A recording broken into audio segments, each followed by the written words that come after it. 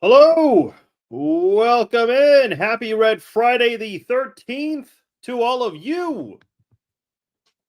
Unfortunately, Friday the 13th, it hit the Chiefs pretty hard today, but that's okay. That's the way life goes sometimes. We're still here, we're still doing this, good or bad. You guys know me. We're here. It is Red Friday.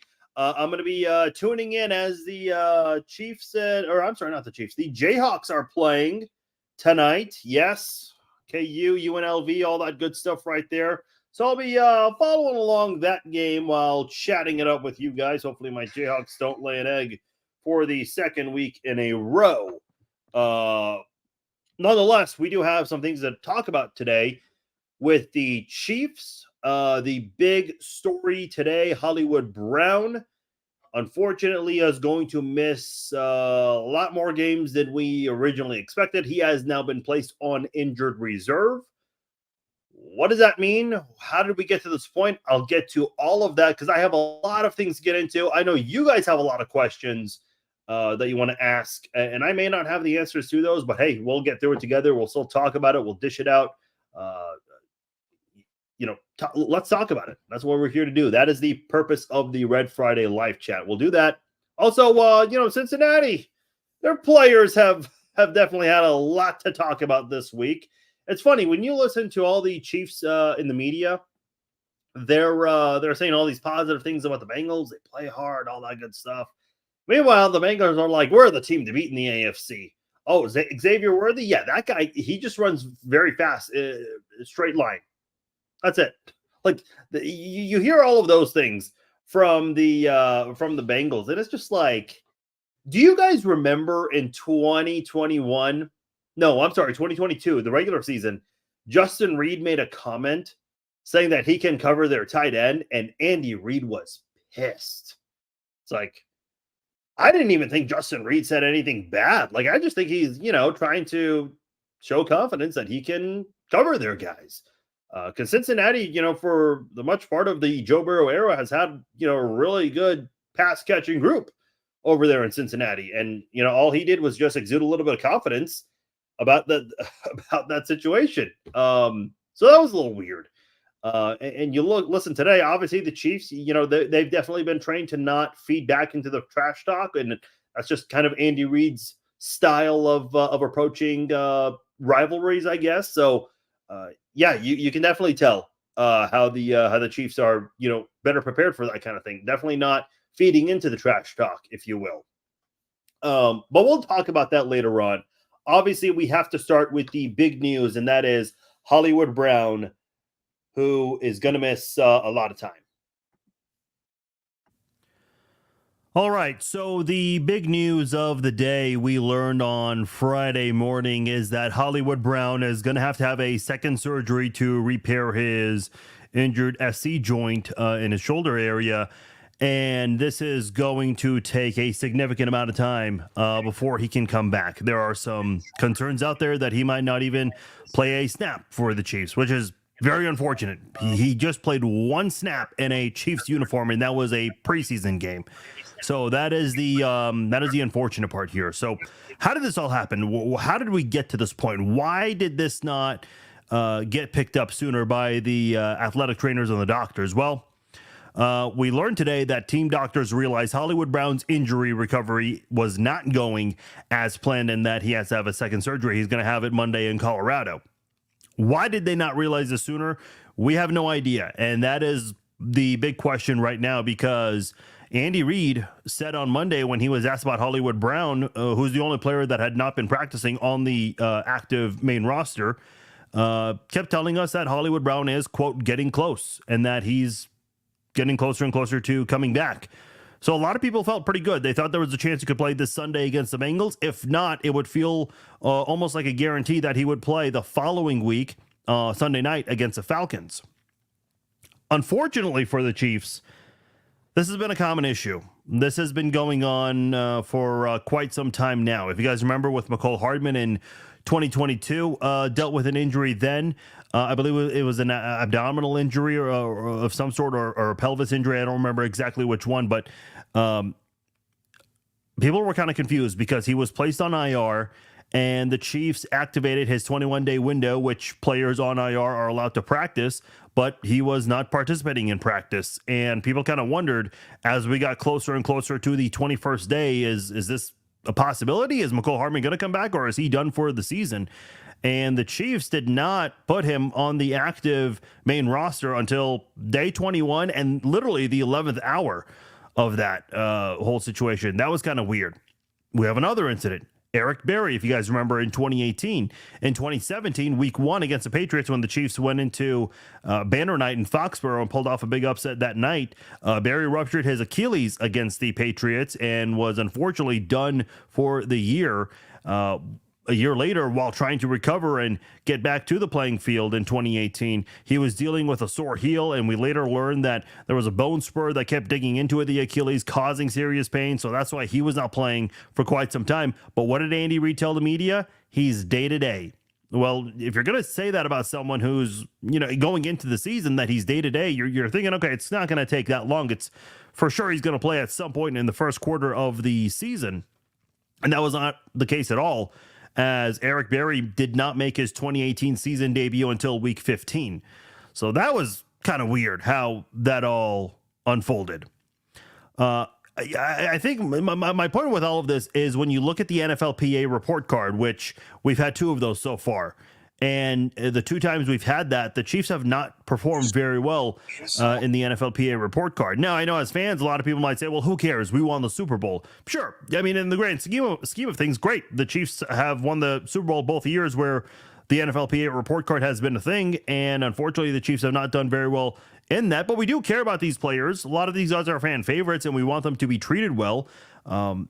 We've seen Clark Hunt have a failing grade both times, but the surprise, the first year we saw the NFLPA report card, that was in the 2023 offseason. We saw that the athletic training staff received an F, and a lot of people were surprised by this because we've heard nothing but great things about Rick Burkholder over the years.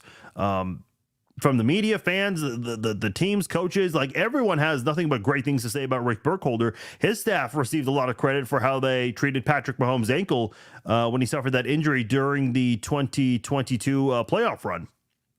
And when you look at everything that has transpired with Eric Berry, with McCole Hardman, and now Hollywood Brown, I think there's a valid reason to kind of question what exactly is going on here. Because, again, when you want to look at the players' side of things, and as much as, we as fans like seeing these championships, we want these players to be treated well. And if they're treated well, they're probably going to want to stick around. The more we see these NFLPA report cards, if a player is considering a free agent, I'm referring to, is considering Kansas City, they might go and take the time with their agent to look at the NFLPA report card. And if they see these bad grades, especially with the training staff, the ownership, whatever else out there, that might force them to kind of shy away from Kansas City. And that's not something you want here. Hollywood Brown did sign a 1-year deal, and that's very important. I'll get to that later. Hopefully something like this does not make Hollywood Brown want to leave and not reconsider coming back. And again, I think that is kind of important. We'll get to that shortly here, but someone's got to ask the question. And I don't know if the media is going to do that, but if you're Clark Hunt, if you're the owner of this team, I think there's a valid question to ask here, because Hollywood Brown was the biggest free agent acquisition of the season. And we all know the story with the wide receivers last year and what happened. Hollywood Brown and eventually Xavier Worthy, who the Chiefs went on to draft, which look, a very smart move right now, considering what's going on with Hollywood Brown. A lot of people thought that this is going to be the turning point. And, it's still early. Rashee Rice is playing like a veteran receiver coming off that rookie year he had last year. Definitely playing much better. Xavier Worthy, so far, so good. We definitely want to see more of him, though, more than 3 touches. But as far as, with everything with the training staff and Hollywood Brown, this is kind of confusing to a lot of people. And hopefully something like this does not make Hollywood want to not come back and go elsewhere, because the more this happens, I think veterans out there, whenever they're free agents and they have an opportunity to go to a championship team, if they see these kinds of things, if they see this pattern that's developing, it might make them not want to come back here. And I think that's a valid concern. As far as Hollywood in terms of on the field, Could he come back this season? Maybe. Some reports out there are saying that he could be out for at least 3 months. And if that's the case, that means he might not come back until Christmas. And at that point, he would be needing to get his feet wet, because even though, OTAs and training camp, all of the off-season training, that stuff is nice, but it's a whole different ballgame, getting reps in the offseason versus getting reps in an actual regular season game. And Hollywood and Mahomes have not had a chance to be able to build that regular season rapport yet. And that can definitely take a little bit of time. So to come back that late in the season, either, in the regular season or in the playoffs, might not be the most ideal time to come back and try to get acclimated with the offense. That would be a concern of mine if he were to come back late. Now, again, there's some concern out there by the national media that there's a possibility that he might miss all of this season. And if that's the case, what happens then? Because he just signed a 1-year deal. It was a 1-year prove-it deal, I believe, for $8 million. He did say he had an opportunity to get more money elsewhere, but he wanted to come to Kansas City and play with Patrick Mahomes, play under Andy Reid and all of that stuff, which is good to see for sure. But what do you do after that? Do you bring back Hollywood Brown? Is there a reason why the Chiefs should give him one more chance? My answer to that is yes. Short term, with everything this season, obviously, like I said earlier, the Xavier draft pick selection certainly looks like a much smarter choice now. Definitely a good look that you brought back McCole Hardman and Juju Smith-Schuster, for sure. That is very key for this offense. Guys who are very familiar with Patrick Mahomes and have won championships with him in the past, for sure. But as far as long-term here, look, again, I know what I said a moment ago about how, off-season OTAs and training camp reps are not the same as regular season reps, but we've seen a lot of great things in practice from Hollywood Brown and Patrick Mahomes and what they were able to create in the offseason together. Unfortunately, we only saw it for one preseason snap, literally just one snap, the very first snap of the game. But Hollywood's got a pretty good idea of what Mahomes wants. So maybe there's a good reason to bring him back and try to see if you can get that development to continue into 2025. I know Chiefs fans do not care about this long term because we're going into week 2, but when it comes to something like this, Brett Veach, this is something he's got to think about. Don't have to make a decision on this exact moment, but when it gets closer and closer to the offseason, that is something for sure you got to think about if you're Brett Veach. Another thing to keep in mind, and I know there are a lot of opinions about Rashee Rice and him being available to play right now, but if you've listened to what the NFL's had to say, they've made it very clear that they're letting the legal process play out. And there is a very strong possibility that Rashee Rice will start the 2025 season with a suspension. How many games? We don't know exactly. It could be anywhere from 4 to 8 games. So when you look at that situation right there, Xavier Worthy, that's a guy who is going to be returning on your team, obviously, just being a draft selection this past year. And if you have Hollywood Brown back, you could have those two guys and hopefully, everyone stays healthy to start off the season while Rashee Rice is serving his suspension to start off the 2025 season. Again, I'm just speculating. We don't know exactly what's going to happen, when the suspension is going to be handed out, how many games. We don't know all of that, but it's very likely that Rashee Rice starts the 2025 season away from the organization to serve his suspension for the first few however many games. So I do think it's worth giving him one more opportunity, not just because of the Rashee Rice potential suspension to start off 2025, but I think with the skill set that he has and what he brings to the table and the development and the connection he built with Patrick Mahomes this offseason, I think you got to give it one more opportunity here. Again, hopefully his recovery goes well, and hopefully he does have an opportunity to play this year, but man, it is a big blow, and this is not something anybody wanted to hear. As both Hollywood and Xavier Worthy, they've got tremendous speed, and they can burn a defense, any defense in the NFL. So this is definitely going to hurt for the Chiefs. But keep one thing in mind. Last year, the Chiefs did not have this vertical threat. They hardly had a threat at wide receiver. Rashee Rice was your best receiver, but his development took a little bit of time, and he was a rookie last year. And even in the playoffs, he still struggled with some things in terms of drops and fumbles. Ball security was an issue all year long. Got a little bit better in the postseason, but even without that vertical threat, the Chiefs, despite all of the struggles and all of the drops last year, they found a way to win games. So even though this is a huge blow and something that nobody wanted to hear, I still have a lot of confidence that this Chiefs team is going to get the job done with or without Hollywood Brown this year. Okay, so those were my thoughts on all of that. One other quick thing I kind of forgot to add there.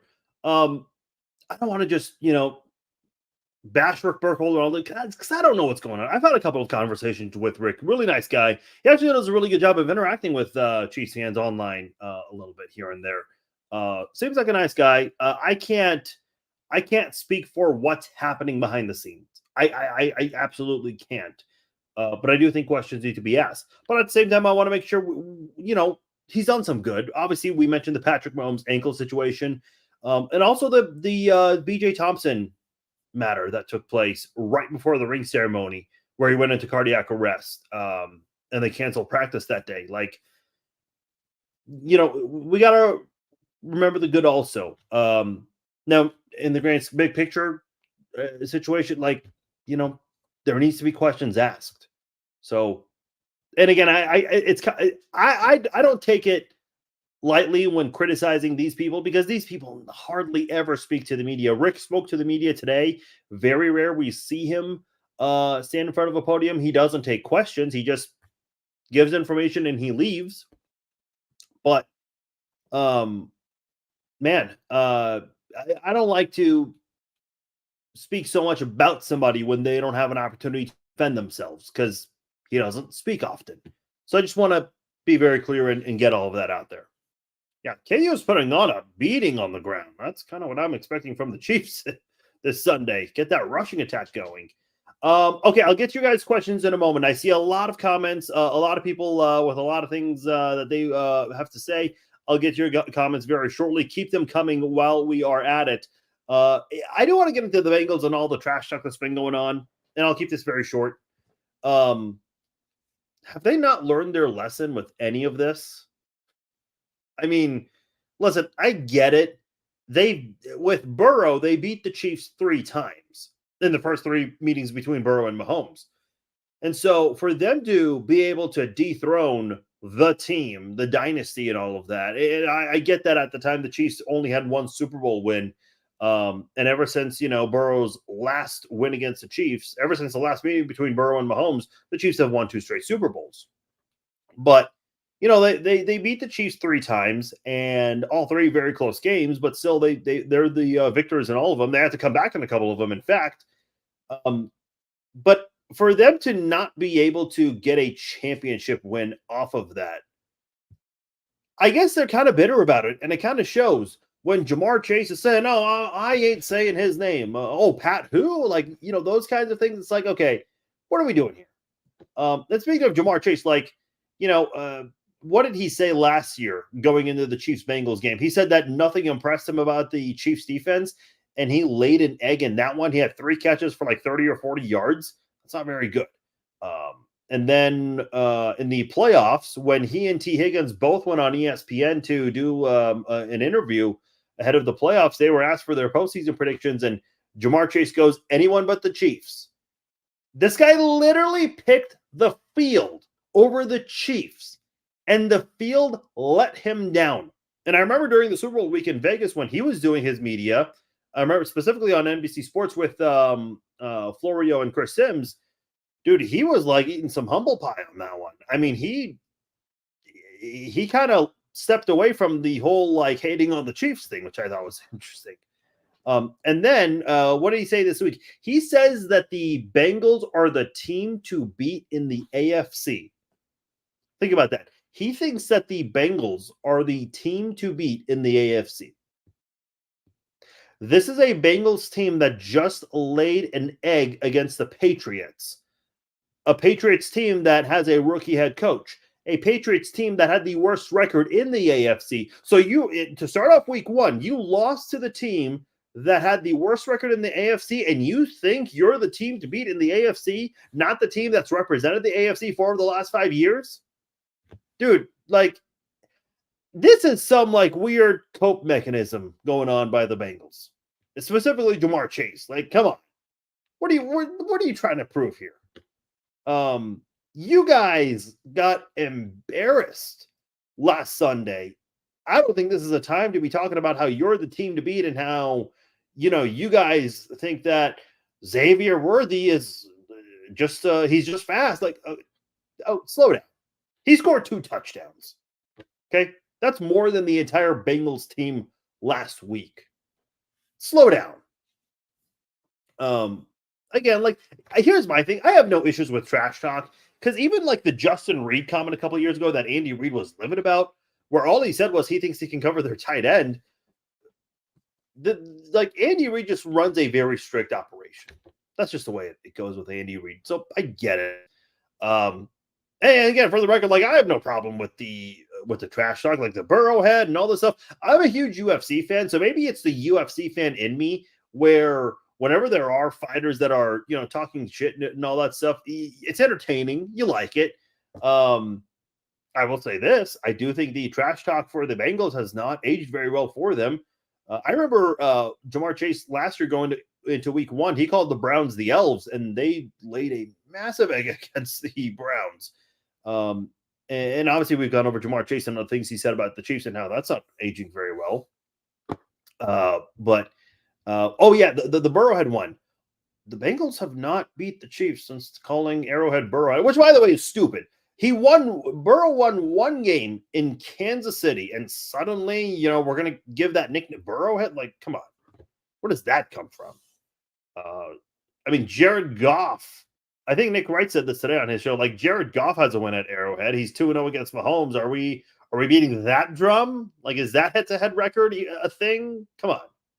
Like, what's going on here? It's a little weird.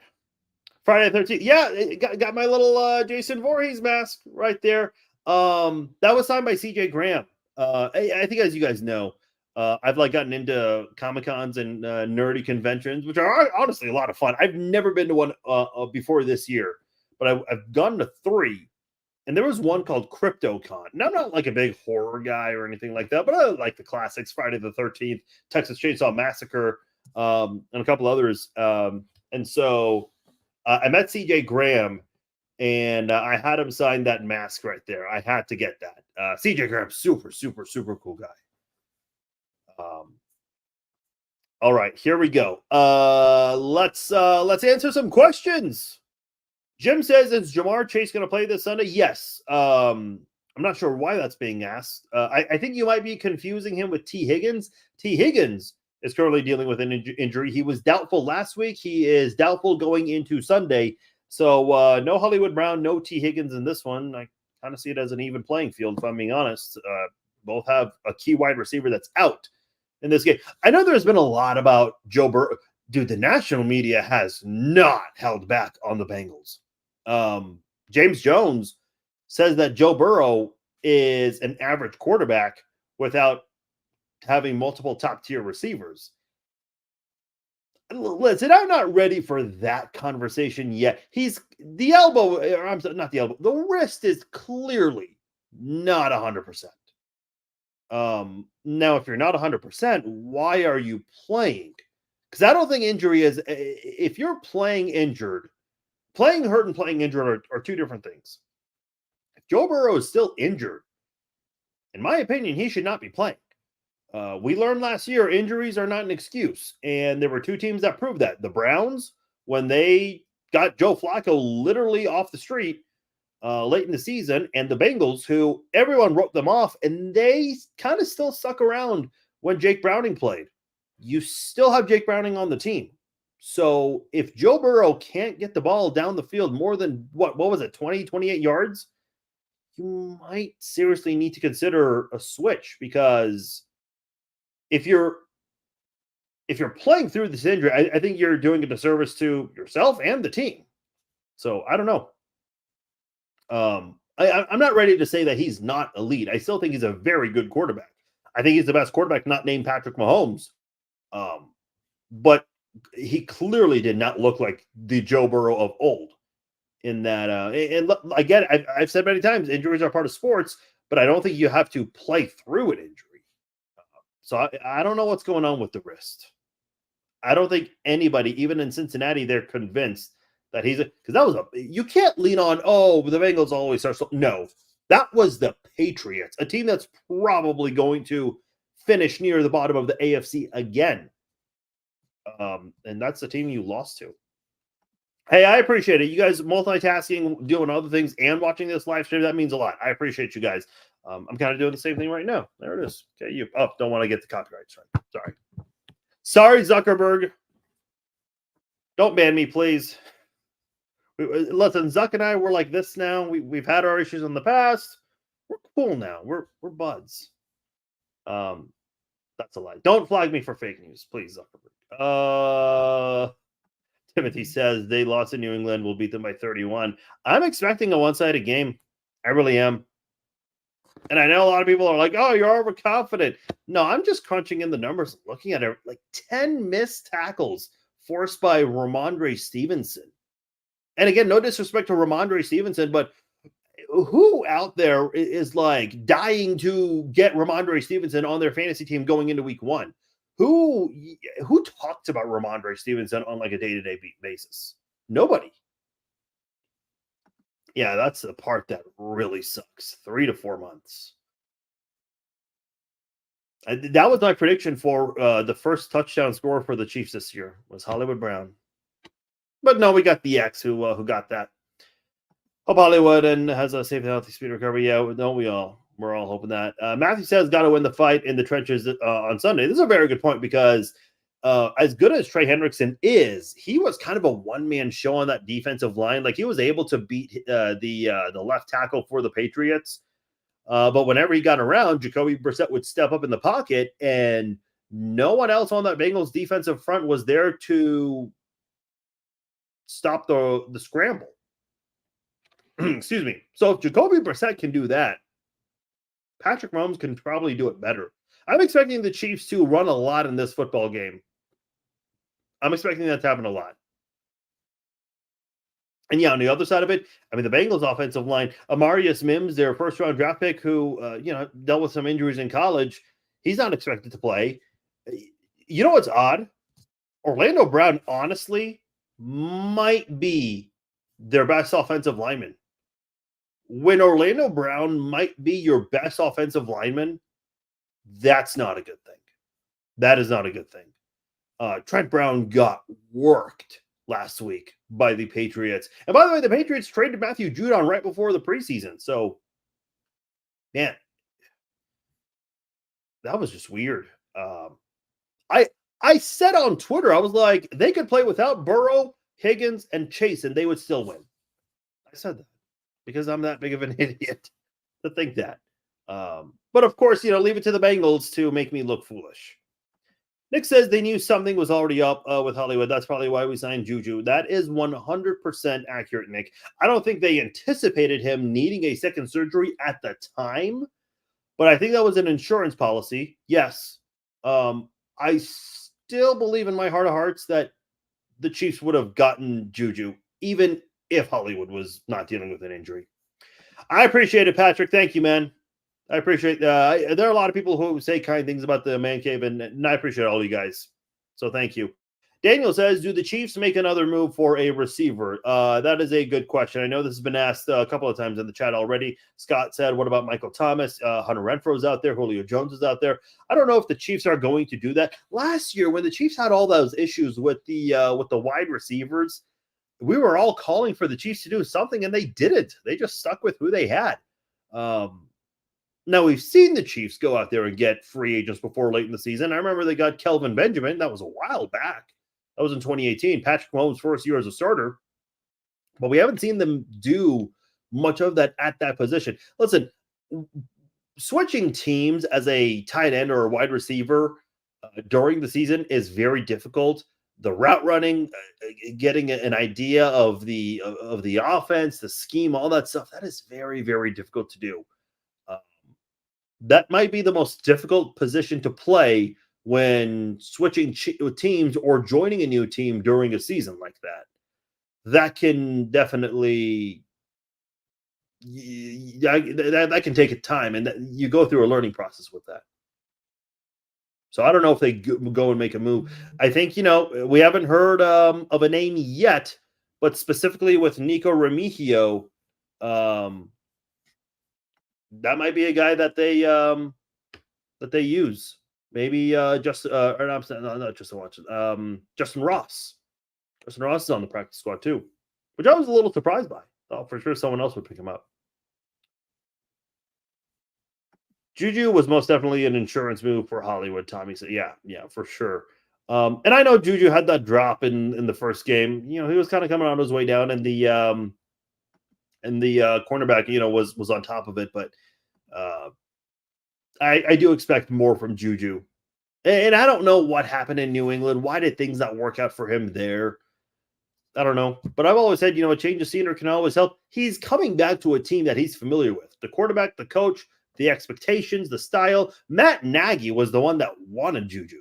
And when Matt Nagy wants him, the offensive coordinator of the team right now, think about this. When Juju was on the team before, Nagy was the QB coach. So, and Mahomes and Nagy do have a close relationship. So, if Nagy was the one that was making a strong case to get Juju, if he was the one that was, fighting on that sword, that tells you that the Chiefs definitely want him and feel like they can use him in multiple ways. So let's see what he does. Gus asks, any idea who they'll bring up? Yeah, I know this is just answered, but yeah, probably Remigio or Ross. I think are the two obvious answers there. Maybe they just go with who they have at 6 wide receivers and they bring up somebody else. Let me just quickly look at the Chiefs practice squad. Because I have not had a chance to really look that over. No, I don't want to subscribe. Let's see. Maybe Dion Bush, Chuck Godric as a possibility. I don't know. I don't really see. Lucas Niang is still on the team. Maybe Montreal Washington. I mean, he's got some good speed, but he's not, he's not a number one wide receiver, obviously. So I don't know. Probably going to be one of the wide receivers, either Remigio or Ross. Probably not Montreal Washington. But yeah, so Washington's a guy who's got some good speed. We didn't really see much of that last year, though, unfortunately, with him.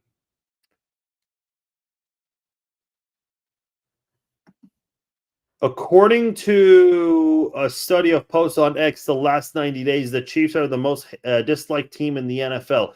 If the Chiefs were not the most disliked team, I would be extremely disappointed. I would be very disappointed. Like, come on. That's a good thing.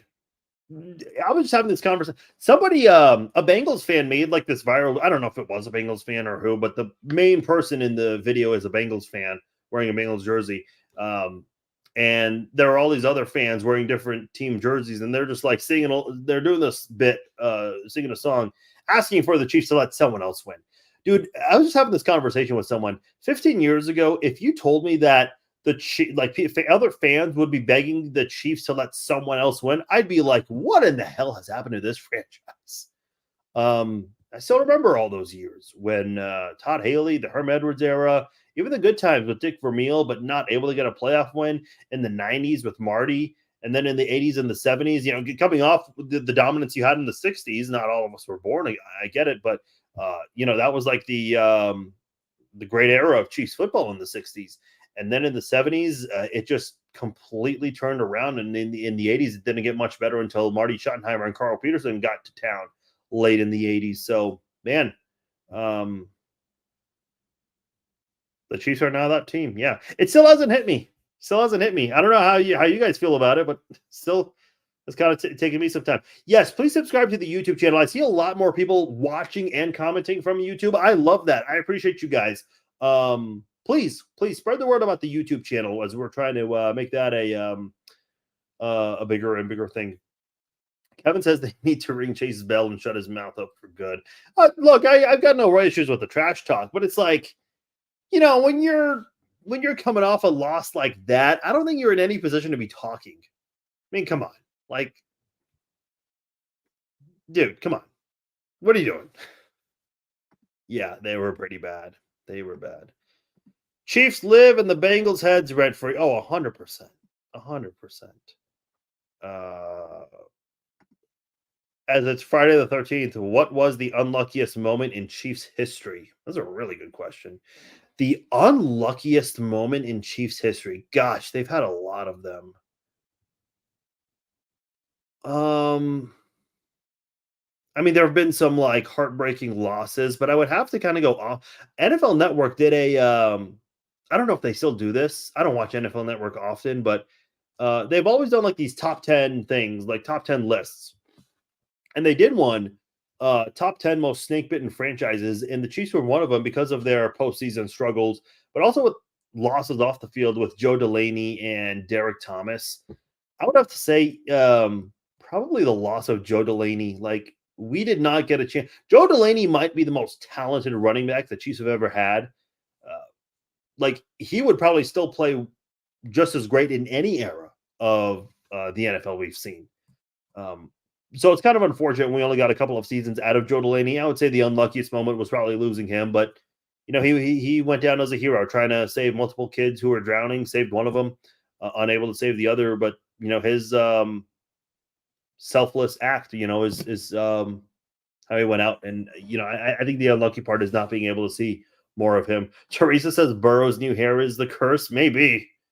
What was funny last year is I was making a big deal about how they started off 0-2, and I was doing this whole thing where they were 0-3 ever since they started that Burrowhead crap because they lost to the championship game, and they lost their first 2 games last year. So it's like, was it really worth it to do the whole Burrowhead crap? And then the whole mayor, like him doing his thing, that was just too funny.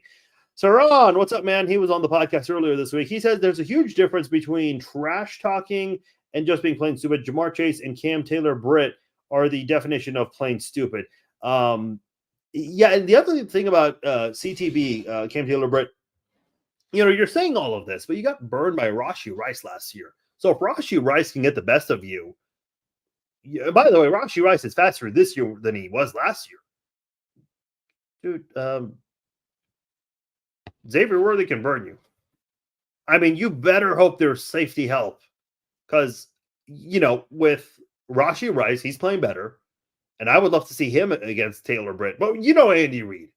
Like, Andy Reid is like that protective father that you say something about their kids, who, in this case, his players, dude, he will make you pay for it. I guarantee you, like, nobody was more pissed about the whole Burrowhead thing than Andy Reid was. Like, Andy Reid wanted to do everything in his power to make sure the Chiefs came out as victors in that game. Like, that was a huge deal. And then the Chiefs returned the favor the next game when they beat the Eagles. Like, you all know how that goes. Playing against your former team like that in the big stage.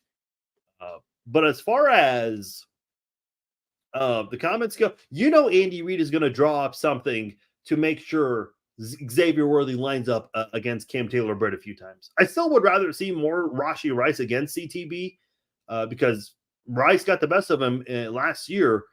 And, with a rookie season under his belt and how he looked so far, I think Rice can beat him again. Keep one thing in mind with Rice, because he wasn't necessarily the fastest guy on the team last year, not necessarily known for his speed. And this offseason, he had been training a lot with Hollywood Brown. And Hollywood, they've been spending a lot of time together in Texas training. And I kind of wonder, and I don't know exactly Hollywood Brown and, what his training regimen has been like in years past and off seasons prior to joining the Chiefs, but maybe spending all of that time around Hollywood Brown has allowed him to be able to develop that speed and maybe improve on that kind of thing. Because that's not something you can really change much of, but you were definitely able to get that from Rice in week 1. So that was good to see. Yeah, probably, Dan. We've gone over that already, but yeah, Nico Remigio likely. That's my pick. That's my prediction. Burrow's gotten every pass in the book for very long now. It's time that accountability is being shown. Slow start excuses dead after Sunday's embarrassment. Yeah, and I don't know, like, what do you pinpoint that to? Like, why does this keep happening to the Bengals? Because losing to the Patriots and losing to the Chiefs, those are 2 conference losses. I mean, if the Bengals can turn things around and there's an opportunity that they can do that, you're going to have to play road games. you're going to have to probably visit the Ravens and maybe the Chiefs again. And I know you can say all you want about 3-1 and Burrowhead and all this stuff, but the reality is you would rather not that be the case. So you want to have the AFC Championship game at home. I know with the Chiefs, they have not won every AFC Championship game at home. They lost to the Bengals and they lost to the Patriots. But more times than not, they've been able to win when they have it at home. It would be amazing to see if Steele and Isaiah Pacheco each ran for 100-plus yards. I don't know about that, but that would be epic if that happened. And in between the run plays, Worthy and Rice each run for 40-plus. What scenario is this? Kelsey gets a red zone behind the back touchdown from Mahomes. Dude, I think Dan has like Andy Reid's install, and it's like the most petty install of all time. 2 players with 100 yards rushing, 2 wide receivers with 40-plus yard touchdowns, runs, mind you. I mean, Dan, I hope that happens. I mean, in all seriousness, I don't know if both Steele and Pacheco are getting 100. I think Pacheco will. Steele will definitely get some yards on the ground as well. It would not shock me if Worthy gets involved on the rush. You know, I know Rice looked faster, but I don't know if Rice is going to get a handoff or a jet sweep. I know jet sweeps are statistically passing plays, not rushing yard plays. But you get the idea. I don't think Rice gets involved in any of that. I think they would definitely try to do that with McCole Hardman. I know when they tried to do that in the divisional round game against the Bills, he fumbled twice. Not good. They brought back Hardman later in last year. Yeah, it was before the trade deadline. Yeah, they traded, what was it, like a 6th-round pick? So we'll see. Because they didn't have a QB in New England. I don't know what that means. I mean, it was an embarrassing loss, D, for sure.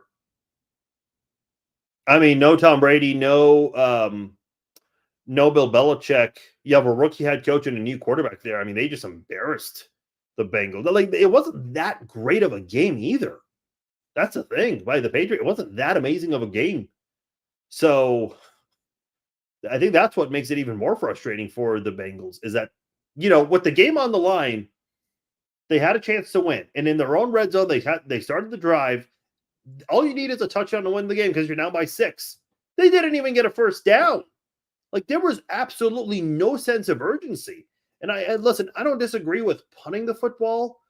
But the idea to trust your defense, I mean, it had been a bad game already for your defense. They weren't able to get the ball back. So it ended up being the wrong move ultimately. Appreciate you, Gus. Thank you. What will end up with Rice? What do you mean, Peter? With his suspension?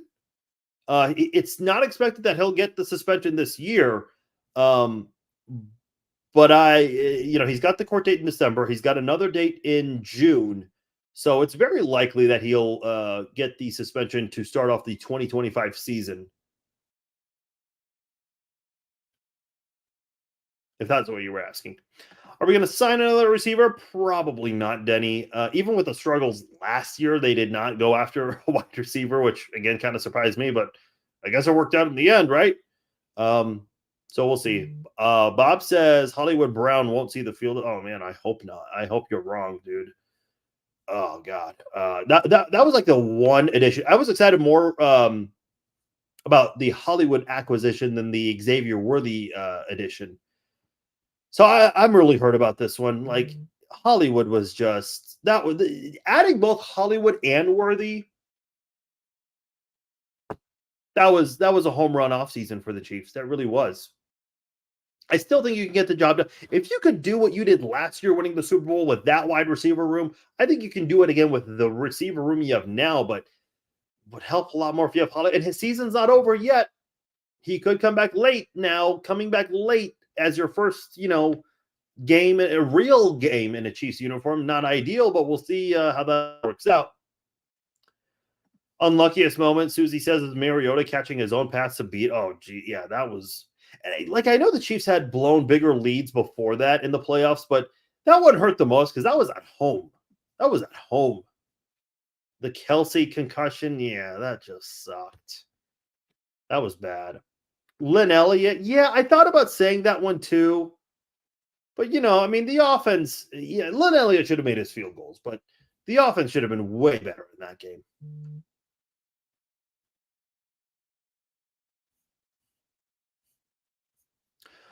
Not Chiefs related. Yeah, you guys can ask non Chiefs related questions. What are your thoughts on the Tua situation? Yeah, that's a really good question here. Look, I don't like to tell players what they should do. I'm not a fan of that.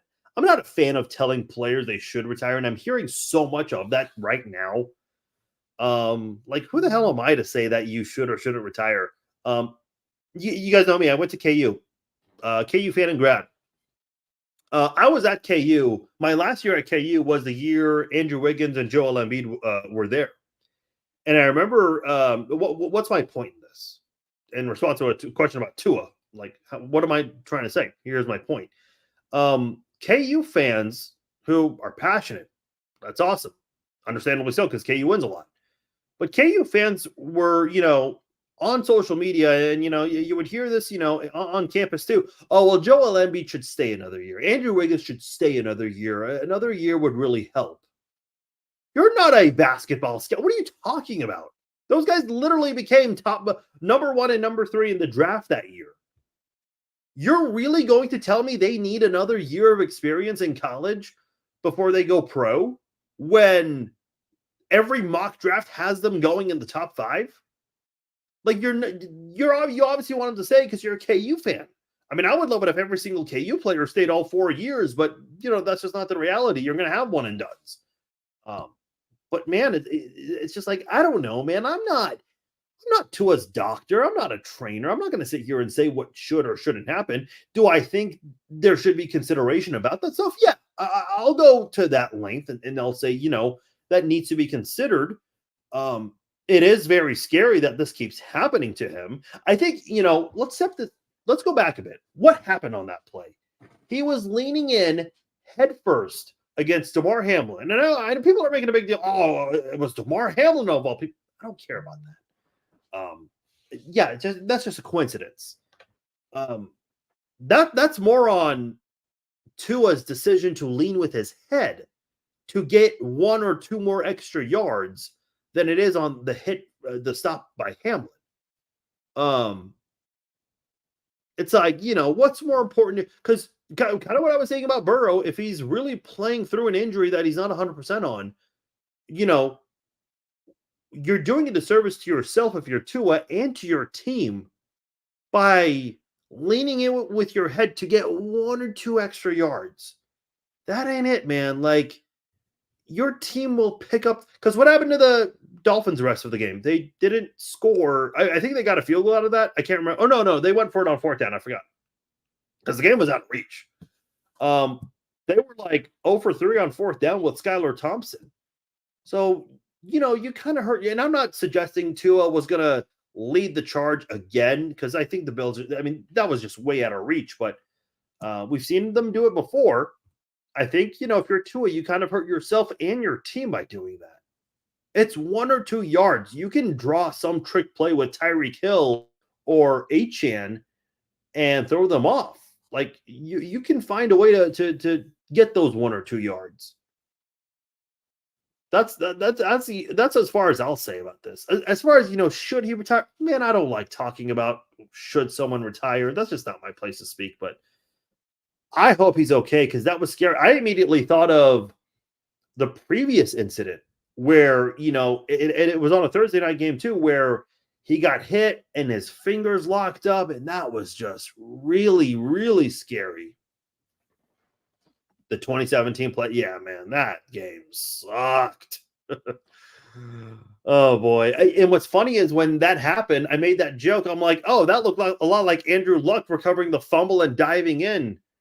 Unfortunately, those two were kind of mirror images of each other, because they both played a big role in coming back and winning. And I don't like, dude, I got killed for that week, because I kept saying, man, stop blaming the refs. Yeah, that Derek Johnson fumble, whatever, like, that was a horrible call. The Marcus Peters strip recovery, that was actually the right call on the 2-point because the referee was already lining up and calling forward progress. But man, let's just say that was a bad call. That's 5 points right there. 5 points doesn't. Uh, and mind you, the Chiefs were shut out in the second half of that game. But that's just the way things turned out. Oh, JD6 threw a pick six. Ugh. Was it a pick six or did they cash in on it? Man, I love JD6, but the injuries and so far this year hasn't looked very good. And this is like these group of KU players, this is their last chance because they're aren't a lot of them like 4th or 5th year seniors. Yeah, UNLV making a game out of this. UNLV, like, I mean, it's in Vegas. Not that I care, but you guys all know me in Vegas. That's a special city to me. So I'm down for Vegas success. That's not named the Raiders. Sure. Unluckiest moment anytime Carl Jeffers is on the field. Man, I know there are a lot of recent ones here. See, Matthew just said it. The D Ford offside. I was just thinking that one too, because the Chiefs that was like the year Mahomes was like carrying a 31st ranked defense, which is funny because last year everyone made such a big deal about how the defense carried Mahomes. Like, okay, did you not see 2018? Oh, Teresa, that sucks. But yeah, the D Ford one. Listen, I've said the story before. There are 3 times in my life where my dad has just been like really, really, really quiet. One was the loss of my grandmother, his mother. That was several years ago. And the other 2 times were this I can laugh at were when the Chiefs lost to the Patriots in the AFC Championship game, and when the Chiefs lost to the Bucks in the Super Bowl. My dad was just so heartbroken the next day. I've never seen the only other time I've ever seen my dad like that was, the loss of my grandma. I'm like, damn, he's like, he's more upset about it than I am. Like, and listen, I'm sure every Chiefs fan was, but my dad just would not say a word. I was like, shit. Thoughts on the Bengals defense causing issues this week? Well, I think they're if they want to make a game out of this, Peter, I think you gotta hope that Trey Hendrickson can get the best of Kingsley Suamata. Yeah, and I think Trey Hendrickson will win that battle. I'll say that right now. I think Trey Hendrickson wins unless, and I'm kind of surprised the Chiefs don't freaking do this, they put a tight end next to their offensive tackle. They did this with Jerick McKinnon when Orlando Brown was struggling in his last year with the Chiefs. They would have Jerick McKinnon back there to help double team whatever edge rusher Orlando Brown was dealing with. But last year, the Chiefs didn't do that with Donovan Smith or with Wanya Morris when Wanya Morris filled in for Smith during Smith's injury. Why? Why not? Like, you can do that. It's okay to do. It's okay to help your rookie a little bit. So, I think Kingsley's going to need a little bit of help. And if the Chiefs don't have help there, that could be a big difference maker. I still remember when the Chiefs played the Colts, I think in 2007 it was. Yeah, 2007. The Chiefs came close to pulling off a major upset against the Colts, led by Peyton Manning. And that was because Jared Allen, dude, he had a monster game. I don't think Jared Allen had a sack in that game, but what I do recall is just him constantly chasing Peyton Manning in that game. And he actually deflected one of Peyton Manning's passes, and that ended up being a pick. I think it was Jared Page or Bernard Pollard who got that pick. So, pass rushers one elite edge rusher, they can make a difference. And I think Trey Hendrickson, who in my opinion is an elite pass rusher, that is their saving grace right there. If the Bengals want to make a game out of this, their only good player on defense, Trey Hendrickson, has to have the best game of his life. I don't think it's going to be I don't think it'll happen, though. John says, I think we are going to run over the Bengals. Jamar Chase is nothing but dreams. Listen, I know Bengals fans last year made such a big deal about Jamar Chase being double-teamed. He wasn't double-teamed in that game, at least throughout the game. He was only double-teamed like 3 or 4 times. L'Jarius Sneed just shut him down one-on-one throughout the game. Now, who's their best receiver not named Jamar Chase? It's T. Higgins. Well, T. Higgins is not available. Okay, who's the best after that? Yoshivash? Like who? They're going to double team Jamar Chase in this game. You thought Jamar Chase was double team last year? Wait till this game. Not that I think Trent McDuffie needs it, but I think they're going to do it anyway just to ensure that Jamar Chase doesn't go off on them. He did it once, and since then, Chase hasn't really had a big game against the Chiefs. He just hasn't.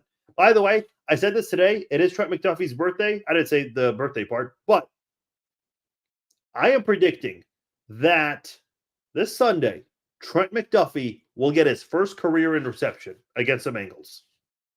Is it going to be Burrow or Browning? That part I don't know. But he's getting his first interception this Sunday. Why does Tua always lead with his head? Yeah, Lamar Jackson did this too against the Chiefs last week. And he actually, with his head, boom, and I can't remember who it was that he was colliding with. But it's like, what are you doing? Why do so many players lean in with their head, whether it's ball carriers trying to fight for the extra yard or defenders who are trying to bring down a ball carrier? Why do football players lean in with your head?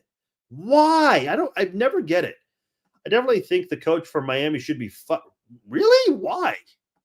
Bob, I disagree with you, man. I don't think Mike McDaniel was telling him to do that. I don't know about that. I disagree, man. I love you, Bob. You know that. But listen, man, sometimes if a player's constantly dealing with injuries, specifically concussions, it's like, what does a coach do? Even the training staff, you could have the best doctor in the NFL, and I don't know if that would really make a difference. Tua made the mistake of leading with his head. Yeah, Saran, you're right. Yeah, we were just talking about that. Buffalo receiving praise, but it's only week 2. Look, let me just say this about Buffalo, because I was on the train that Buffalo would struggle this year. And for them to look as good as they have in 2 weeks, I mean, the first half of that Arizona game last week, they looked bad. But they found a way to overcome that. And they just demolished the Dolphins, excuse me. By the way, I don't know what it was with the Dolphins, and I don't know if it has anything to do with the short week, which I'm not here to, because they were home. They were home last week, and they were home last night. Dude, Tyreek Hill looked tired. I mean, I don't think the off the field stuff was anything to do with it, but Tyreek Hill seriously looked gassed. I never saw Tyreek Hill look like that. I never saw him look like that in Kansas City, and I never saw him look like that in Miami. Did you guys notice that with Tyreek Hill last night? He definitely looked like he did not want to be there. That was weird. But no, Matthew, I mean, I got to push back with you a little bit, because Buffalo had a lot of turnover this offseason. The two teams that have had a lot of turnover this offseason, I would say, are the Bills and the Chargers. So far, the Chargers, they're off to a good start. I think that who did the Chargers play? They play in the Panthers. Chargers schedule. Yeah, the Panthers. So they're going to win that one. Maybe not the impressive start to the season for the Chargers, but I will still give them credit, because a lot of people were down on the Chargers. I've always been high on the. I still feel like the Chargers are still going to do good with Harbaugh. I think Harbaugh is going to do a lot of good things with that football team. The Bills, though, I've been kind of down on the Bills. So for them to start off 2-0 after all of that turnover, I think they deserve some praise. I think Josh Allen is looking a little better. That part is still early to say, but I like what he's looking at, how he's looking right now. Do you think if QBs wear the Guardian caps would affect their play? I'm not sure. I don't know. I have not really looked into the Guardian cap a whole lot. I know there are a lot of opinions about it. That's a good question. I don't know. I can't say I've really looked into that, or I really have even thought about it much to even make a comment about that, Daniel. I'm not sure. Don't ever leave it to the refs. Yeah, I agree. That's what they say that's in MMA. Don't leave the fight to the judges, because I would strongly argue that judges in MMA are worse than referees in like the NFL or the NBA. I mean, they really are. Like some of the decisions that they give, some of the scores they give are just dumb.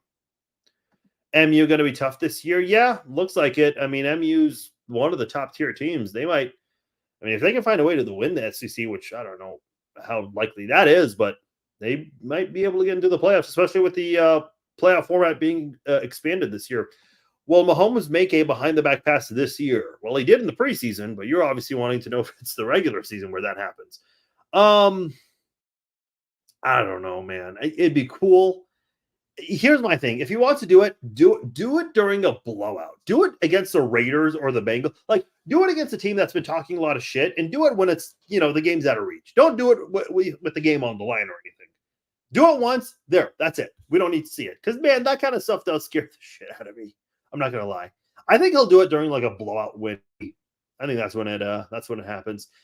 John says that's why the Chiefs make me nervous. Let's lead by a touchdown and cruise for the win.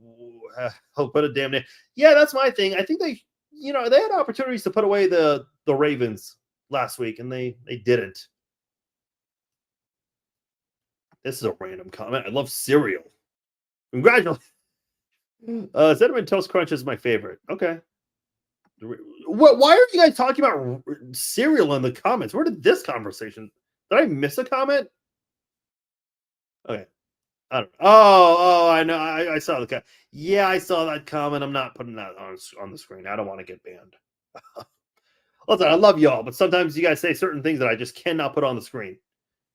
But I will say I did like Reese's Puffs when I was a kid. I have not had cereal in forever. Actually, fuck it. We're near the end of this anyway, so I'll go ahead and say this right now. This is it's a little high on the calorie front.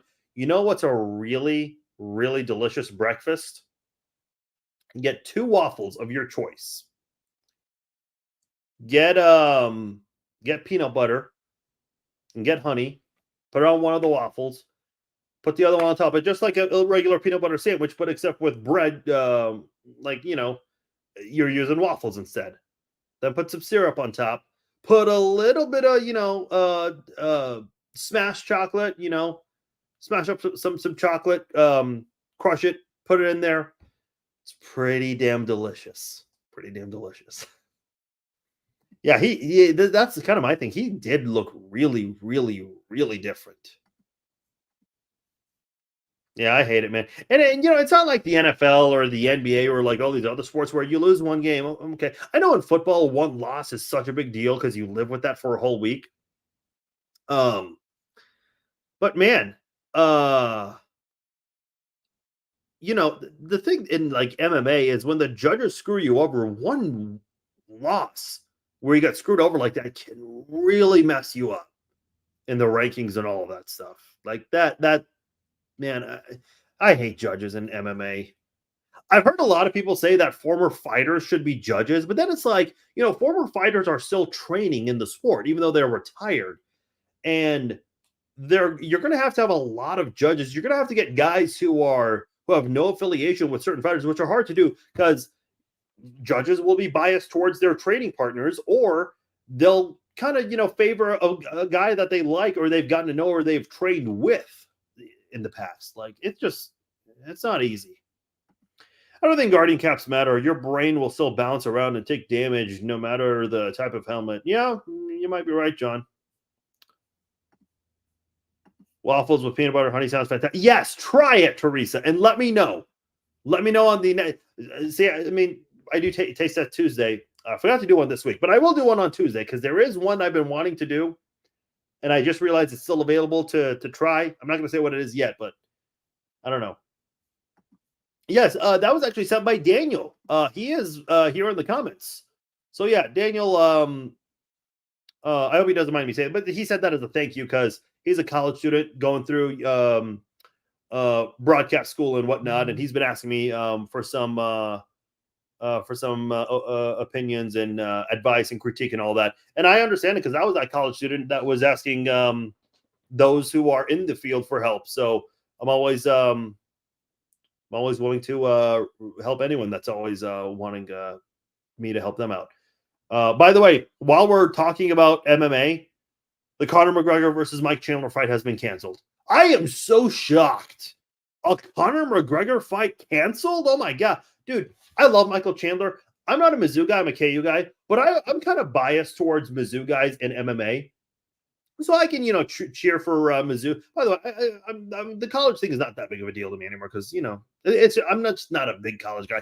I pull for all the local schools, but more so in MMA. But man, I'm a huge fan of Michael Chandler. The dude is awesome. Like you cannot hate the guy. I understand he's waiting out almost 2 years for this fight because it's a big payday for him, dude. At this point, you're losing money by not fighting. I mean, come on. You got to go out there and fight someone else. Conor McGregor's not fighting you. And I would be shocked if Conor McGregor fights ever again. I hope he fights again. I think he's great for the sport, but he's not the same he once was. And I don't think his dedication to the sport is the same. He's not hungry anymore. I think with his whiskey and all these other things he's doing, he's just lost his passion for fighting. So Conor McGregor versus Mike Chandler canceled. Shot, dude. Chandler would wipe the floor with him with his wrestling. And then he'd be gassed out and Chandler would just TKO him. Because Chandler's got that nasty swing, man. Listen, I love Chandler. I want him to get the money fight because he deserves it. Especially when you like grind it out through non-UFC promotions like Bellator and all that stuff. I can respect that because you're really grinding through the journey at that point. But, dude, he's not fighting you. And as fight fans, you want to see him fight because he's that exciting to watch. We should remind ourselves we really have no idea what any team is going to grow into during the first 3 to 5 games. Yeah, that's a really good point, Dan. I don't know. Like, in your guys' opinions, how many games do you think it really takes before we really know, like, who's who? I know there's one team that kind of makes a surge, and then there's one team that gets off to a good start, and they kind of slip and they miss the playoffs. I would say after 3 weeks, you have a pretty good idea as to what each team's identity is, in my opinion. Like, if you guys listen to the podcast on Wednesday, I didn't go over the Bengals' total offense and total defense and all that stuff because it's only week 1. I mean, I did mention one thing, how they were the third worst when it came to total offense. I thought that was worth noting. Yeah, John says 3 games. Yeah, that's kind of how I am. I think 3 games. I think after 3 games, yeah, you can really, go through the ranking. Oh, this team is second against the pass, and they're 15th in rushing the ball. Like, I think that kind of thing you can really judge and dictate well after 3 games. Peanut butter on pancakes with syrup is yummy too. I've had peanut butter on pancakes. Syrup and peanut butter together on pancakes, that I have not. One time I was in Mexico and I had pancakes, and they had all these different like syrups and all this stuff, like peanut butter all laid out. They had strawberry syrup. I had never had strawberry syrup in my life. I didn't even know that was a thing, if I'm being honest. Oh my God, I love that. Every single day for breakfast in Mexico, that is what I had. Pancakes with strawberry syrup, baby. That is what I love that. McGregor was stout, man. He's just changed. He's 100% changed. Someone needs to tell Michael Chandler to move on. Yeah, I agree. McGregor's not fighting him. McGregor's going to get dominated. And he keeps saying he's going to come back, but it's like, dude, you're not. You're not coming back. The behind the back pass should be the score when it's like at least 3 to 4 touchdowns ahead. Yeah. Like I said, a blowout win. By November, you have a good understanding of how your season is going to proceed. Yeah, that's pretty good. I have not been to IHOP in forever. You know what's my favorite breakfast spot is Snooze Eatery. That's a really good spot for breakfast. Oh, crepes. I there's a place in Vegas at the Bellagio. I don't know if it's still there. They have these delicious crepes over there. They're really, really good. You guys got to try it if you guys ever get to go there. But yeah, crepes are pretty good too. I love it. We've had a few episodes of the Red Friday live chat where we just go way out of bounds and start talking about food. We've done that before. I'll read a couple more. Aaron Rodgers thought he could come back like McGregor. Oh, John, that too soon. Come on, John. That is way too soon. Pancakes with strawberry syrup is a great. Yes. Yeah, that is a very deadly combination. Especially when you step on the scale. That is not at all good for that. But it's great for your heart and for the taste. Okay, guys, I'm going to get out of here. It's Friday night. You guys all have cooler things to do, of course. But I appreciate you guys making time, watching and tuning in, asking questions, all of that good stuff. You guys are awesome. So I appreciate you guys making time for this Red Friday live chat. Hey, reminder, Sunday morning, 11 a.m., we're going to be doing a pregame live chat. I'm going to do it a little different this year. For the 3:25 kickoff games, I'm going to do it before all of the games kick off because I don't want my pregame live chat to interfere with other NFL games that are going on. So for the 3:25 kickoff games, we're going to be doing a pregame live chat at 11 a.m. It might be a little different some other days, just kind of depends on what I have going on. But we will have a pregame live chat, 11 a.m. Central Time on Sunday. So tune in for that. Halftime live stream, we will obviously have that. And then after the game, we will be doing the Chiefs Zone podcast live after the Chiefs-Bengals game goes final. So call into that, comment, all of that good stuff. We'll be doing that Sunday after the game. That will, of course, that'll interfere with Sunday